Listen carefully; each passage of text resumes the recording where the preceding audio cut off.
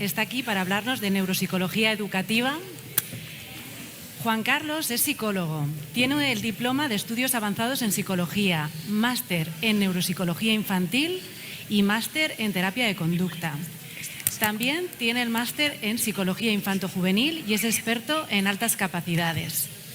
Es psicólogo y orientador en el Colegio Miralmonte en Cartagena y subdirector de secundaria, además de psicólogo en clínica materno-infantil Matrioska, en Cartagena también. Juan Carlos, encantados de tenerte aquí. Adelante. Buenos días. Muchas gracias. En primer lugar, agradecer a la organización por la invitación, tanto a la Fundación Hospitalarias como a la Universidad Europea del Atlántico. Quiero agradecer especialmente a Marcos Ríos por tener el atrevimiento de invitar a una persona que no es neuropsicóloga a una jornada de neuropsicología. Hay hambre. Bueno, voy a intentar exponer una idea, una reflexión que creo que es necesaria en el mundo educativo con respecto a la evaluación neuropsicológica, que es de lo que va la jornada. Si hay algún neuropsicólogo en la sala, si ven que se me activa mucho la información de la memoria episódica y la memoria semántica y me voy del tema, por asociación, que me dé un toque e intento centrarme otra vez. Bueno, yo no soy neuropsicólogo, no me gusta llamarme neuropsicólogo, no porque no me guste la neuropsicología, me apasiona desde hace muchísimos años y la he estudiado a conciencia, pero por mi cuenta, haciendo la batalla por mi cuenta, sin un guión preestablecido, porque no existía y he estado un poco picoteando de muchas personas especialistas y tratando de leer a los clásicos directamente, no por referencias, sino comprarme los libros de Luria, de Christensen, de Muriel Lezard, de Edith Kaplan, de Benton, de Stuss y muchos más, de Cociol, de Kevin Walsh, que se dice poco, creo que se debería nombrar más a Kevin Walsh. Y un poco por hacerme el camino yo solo, y también, por supuesto, me he formado con muchos grandes neuropsicólogos en España, que no voy a ir nombrando por no alargarme. Y para mí es una suerte y un placer estar aquí y conocer en persona a neuropsicólogos que he estado leyendo, que he visto en los libros, que he visto en los artículos, que he visto en jornadas online. Y yo soy muy poco dado a participar en congresos y jornadas, y especialmente no se me ocurriría hacerlo en neuropsicología, porque no me considero especialista y me da mucho pudor y entro muy tímidamente de puntillas en este mundo por respeto a la profesión, porque le tengo mucho respeto a la neuropsicología y a los que la ejercen, porque creo que es un trabajo muy meritorio, y también por miedo a estar diciendo cosas que no son correctas. En primer lugar, yo después de muchos años intentando escarbar y curiosear en el mundo de la neuropsicología, yo sigo teniendo dudas de si habría que utilizar este término, neuropsicología educativa. Muy posiblemente no. En todo caso, sería aplicar la neuropsicología o neuropsicología aplicada a la educación, pero no una neuropsicología educativa con entidad propia. También es cierto que muchas veces se nos olvida el origen, que es la psicología. Y la psicología es toda una ciencia exclusiva para estudiar la cognición y la conducta. Luego, la cognición no es algo exclusivo de la neuropsicología, aunque sí es el centro de la neuropsicología, sino que es algo propio de la psicología en sí. Todos los psicólogos, sea del campo que sea, intentamos evaluar la cognición y hacemos informes. Otra cosa es cómo lo hacemos. Y yo creo que la neuropsicología tiene una metodología mucho más enriquecedora que la podemos usar en otras especialidades, pues llamarle de alguna forma especialidades si es que existen esas especialidades. ¿Es algo nuevo esto de la neuropsicología aplicada a la educación? En el mundo educativo, en los últimos años, ha habido una moda, como en todos sitios, de la neuro.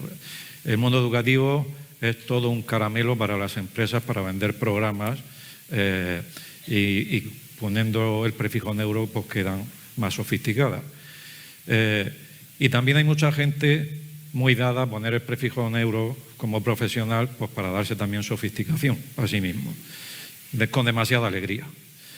Y entonces tenemos ahí una manteca, un merengue en el mundo de la educación, con esto de la neuroeducación, y se mezclan muchas cosas, algunas rigurosas, otras no tienen rigurosidad ninguna. Y como los maestros, los profesores, los PT, las AL, los pedagogos, no tienen o no están obligados a saber de esto en principio, pues muchas veces son víctimas de todas esas modas. Los psicólogos también. En primer lugar, esto de la neuropsicología aplicada a la educación no es algo nuevo. Desde el principio, si llamamos principio, como ha dicho antes el profesor Barroso, Luria y Vygotsky, porque Luria lo dijo claramente, que todo su trabajo fue poner en práctica las ideas de Vygotsky, y sus discípulas, en concreto Sveskova y Jana Glodman. No voy a entrar ni a dar detalles porque si no me como el tiempo con esto, pero simplemente decir muy por encima que el propio Luria con Sveskova o Sveskova sola o Luria solo escribieron mucho sobre neuropsicología aplicada a los problemas de aprendizaje, a los problemas pedagógicos, que lo llamaban así. Y Glodman, que es una figura muy relevante en la historia de la neuropsicología porque fue la que trató de impulsar el puente entre la neuropsicología soviética y la neuropsicología occidental, los métodos cualitativos con los métodos cuantitativos de evaluación. Ella trabajó mucho con pacientes pedagógicos con dificultades de aprendizaje y ella, que dice que en la historia de la neuropsicología hay como 3 fases, en la segunda frase habla de pacientes pedagógicos y habla de neuropsicología educativa. Además, inspirados en algunas cosas sí, en otras solamente en el nombre, como antes decía también el profesor Barroso, con los primeros test que se llamaban Luria, pero de cualitativo, a veces o lo tienen todo o no tienen nada, pero ponen Luria por medio. Desde los años 80 en Estados Unidos se ha promovido el interés, especialmente dentro de la psicología educativa, por la neuropsicología. Y, sin entrar en detalles tampoco, pues empezaron a surgir los primeros libros. El primer doctorado fue en el año 81, en neuropsicología educativa. Los primeros manuales, ahí hay algunos. Las primeras apariciones en artículos científicos. Se creó una asociación y demás. Y en los últimos, bastantes años, Daniel Miller, ese señor que se ve allí, es el que le ha dado estructura a la profesión de neuropsicología escolar dentro de la psicología educativa en Estados Unidos. Creando asociaciones, creando posgrados y creando también jornadas anuales acerca de la neuropsicología escolar. Luego, esto no es nada nuevo. Como he dicho al principio, la neuropsicología aporta una metodología que creo que es mucho más enriquecedora que la que usamos normalmente en el mundo educativo a la hora de evaluar la cognición. En el mundo educativo, sin entrar en detalle, pues tiene sus propios códigos, sus normas, sus protocolos, su forma de funcionar. Muchas veces eso hace que los mundos profesionales de especialidades distintas estemos muy distantes entre nosotros, hablemos nuestros idiomas, nuestras nomenclaturas, nuestras formas de trabajar, y no hay mucha relación entre nosotros.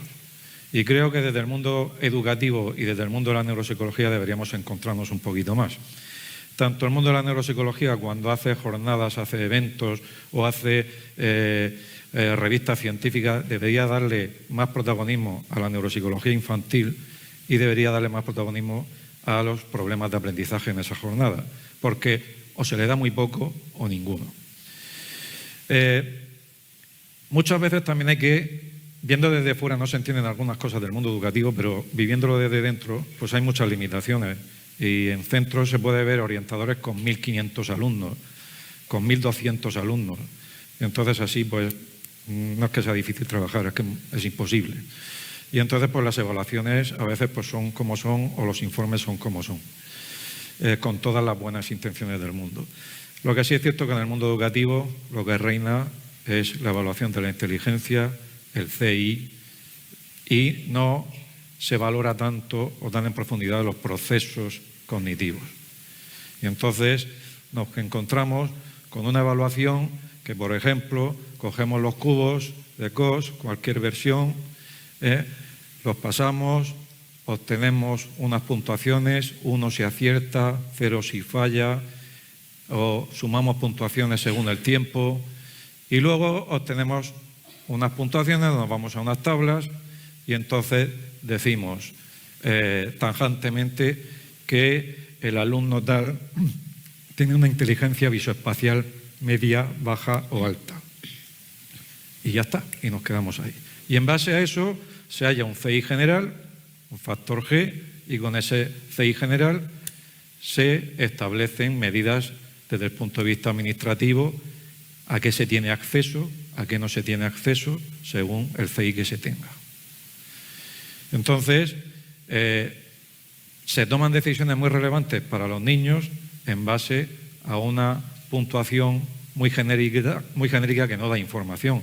Y cuando hacemos los informes, yo incluido, la información que damos suelen ser orientaciones muy generales, tipo que al final son muy repetitivas y son todas iguales, y leído un informe, leídos todos, o casi.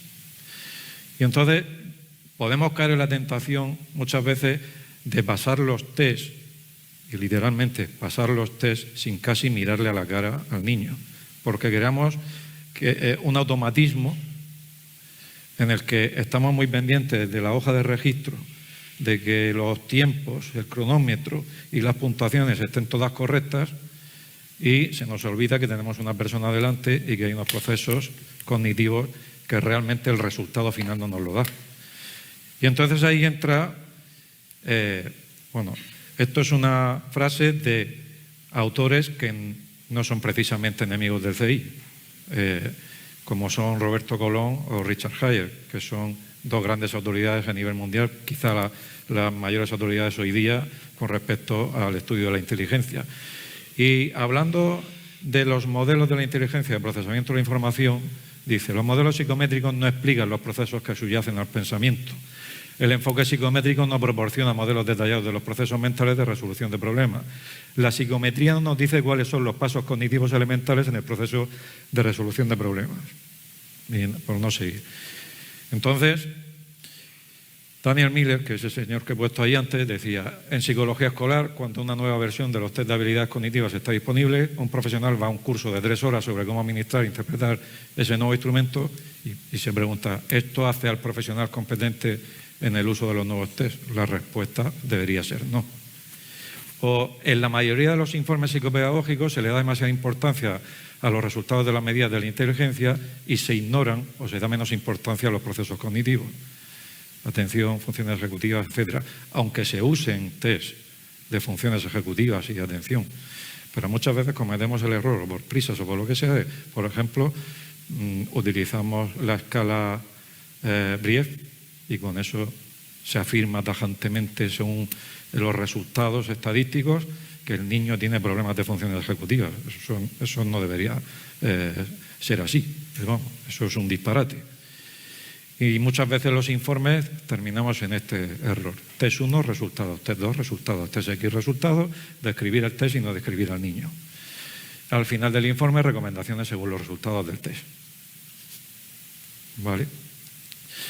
Y entonces aquí entra la evaluación neuropsicológica, que ya no solamente en las concepciones, en los modelos cognitivos, sino en la metodología y especialmente en el modelo flexible de evaluación neuropsicológica.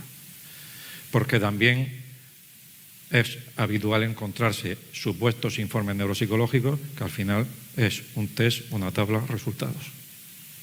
Eso también se lo encuentra uno con demasiada frecuencia, no solamente en los colegios, también pasa en las clínicas.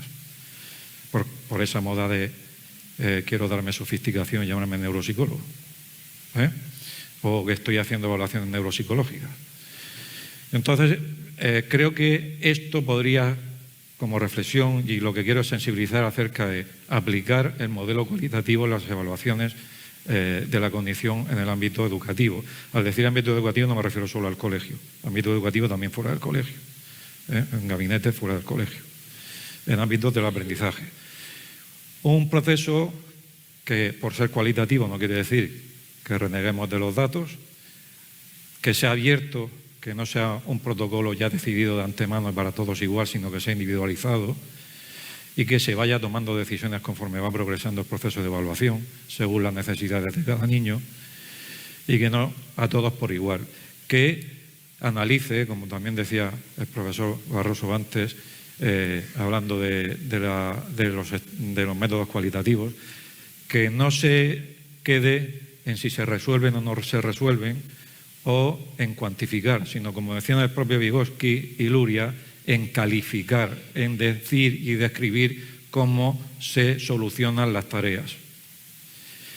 Donde se seleccionen, después de un análisis, qué variables evaluar. Y no evaluarlo todo, porque hay que pasar la batería entera. El propio Arthur Benton lo decía, muchas veces pasar una batería entera no es lo mejor. Donde qué pruebas elijo y qué no, cómo cargan a nivel cognitivo esas pruebas. Porque, por ejemplo, en educación pasamos el WISC a todos los alumnos constantemente en las evaluaciones individuales. Pero yo me pregunto, y si está Marco Ríos por aquí, que es experto en velocidad de procesamiento, ¿es la prueba clave la mejor para evaluar la velocidad de procesamiento? No. Rotundamente no. Porque carga mucho la memoria de trabajo, porque influye mucho el aprendizaje, especialmente al inicio de la prueba. También influye la velocidad de procesamiento. Pero hasta que no automatizas las claves, los símbolos, los códigos, y entonces puedes ir más rápido, si tienes un problema de aprendizaje, si tienes un problema de automatización de los procesos, si tienes un problema, o por ejemplo el Train Making Test, y si no te sabes el abecedario. Entonces, todas esas variables hay que tenerlas en cuenta cuando uno está evaluando, ¿vale?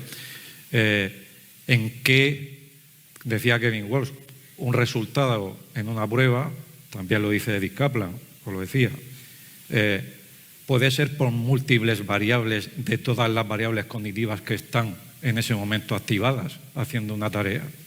Y porque un test se llame de inteligencia visoespacial no quiere decir que estén interviniendo otro montón de variables cognitivas en ese momento. Y eso hay que tenerlo en cuenta, ¿vale? Donde se tenga en cuenta la semiología. En eso sois expertos, los neurólogos, los psiquiatras y los neuropsicólogos que trabajáis en unidades de neurorehabilitación, en unidades de neuropediatría, en unidades incluso que trabajáis con neurofisiólogos, con especialistas en genética médica. Eso los educativos, eso no lo sabemos. También decía Kevin Walsh que al principio a un neuropsicólogo, en el tema de la semiología, de la búsqueda de signos, primero tiene que empezar por los casos más llamativos, más espectaculares, y poco a poco ir metiéndose en los casos donde son matices más pequeños, que es lo que puede ocurrir más en las dificultades de aprendizaje. Pero en semiología nosotros en principio no sabemos nada, pero y no le vas a preguntar a un psicólogo educativo quién es Lermit o quién es Tim Salis, o qué son las conductas de utilización, qué son las conductas de imantación, todo ese tipo de signos que en el mundo educativo no los conocemos y que sería interesante que los conociéramos porque están ocurriendo delante de nuestras narices, pero como no lo sabemos, no los detectamos a la hora de evaluar. Analizar los errores, qué tipo de errores, no solo omisión y comisión, que algunos test los tienen en cuenta, como la NESI, pero otros no los tienen en cuenta. qué tipo de, si hay intrusiones, por ejemplo, listas de palabras, y se repiten esas intrusiones, o por si la memoria semántica por asociación empiezan a activarse palabras por asociación que no estaban en la lista. Todo ese tipo de signos deberíamos entrenarnos en educación para poder verlos, detectarlos y poder hacer una evaluación mucho más profunda y mucho más rica. Si pueden inducirse, como dice Tinsales, los signos pueden surgir espontáneamente o puedes provocarlos. Y en eso los neuropsicólogos clínicos tienen muchísima más experiencia y nosotros en principio no sabemos nada. Después, siempre en base a modelos neurocognitivos, no pasarlo automáticamente. Yo cojo el test, lo paso y ni me planteo absolutamente nada de cuáles son los modelos cognitivos de todas las funciones. Interaccionando mucho con la persona, con el niño, pregúntale cómo has afrontado la tarea, cómo la has hecho, por qué has decidido esto. Dice Kevin Walsh que la neuropsicología, se me ha olvidado poner neuro, la neuropsicología es un deporte de contacto, dice. Y el funcionamiento de la vida cotidiana. En los colegios tenemos la gran fortuna de tener a los niños 30 horas a la semana con nosotros, viéndolos funcionar, con los amigos en el recreo, jugando, haciendo tareas, y tenemos una riqueza ahí para ni siquiera pasar un test, porque lo podemos ver, si sabemos, si tenemos el ojo entrenado. Está bien, no pasa nada porque toque. Vale, de acuerdo. ¿Sí? Sí, no hay un roce con la piel. 3 minutitos. Vale, termino rápido. En la batería flexible se puede utilizar también por fases, como dicen algunos autores, hacer primero una batería amplia y luego ir concretando de manera progresiva. Y luego iba a poner ejemplo los cubos, pero ya está hablando de ellos. Desde quién hizo los cubos y por qué, quién es Coase, quién es Brenda Milner, quién es Edith Kaplan, los modelos neurocognitivos, cómo carga la prueba de los cubos, si carga solamente en el aspecto visoespacial o en todo ese montón de funciones cognitivas, si el sujeto tiene afectada alguna de esas funciones, si me puede dar información adicional, cambiar las normas del test. Edith Kaplan metía más cubos, daba más tiempo, a ver si era capaz de resolver el cubo fuera del tiempo y no era un problema visoespacial, a lo mejor era de velocidad de procesamiento, ¿vale? Decidir si usarlo o no y ver todo este montón de signos cognitivos dentro de la evaluación con los cubos. Por dónde empieza, si lo rota, si ve la imagen global o ve cubo a cubo, si va por ensayo-error o va haciendo previsiones y anticipando antes de mover los cubos. Todo eso, si pide más cubos, que pasa muchas veces. Y bueno, y en general, pues la evaluación neuropsicológica pienso que es más exhaustiva, como dice Daniel Miller, que la psicológica o la psicopedagógica. Y bueno, iba a poner alguna frase más, pero por cortar, Kevin Walsh, no existe un test neuropsicológico, solo el método de sacar inferencias con los test neuropsicológicos. Y ya está. Y nada más. Muchas gracias. Muchas gracias, Juan Carlos. Creo que ha quedado muy claro el mensaje de la importancia, incluso la necesidad de aplicar la neuropsicología al ámbito de la educación.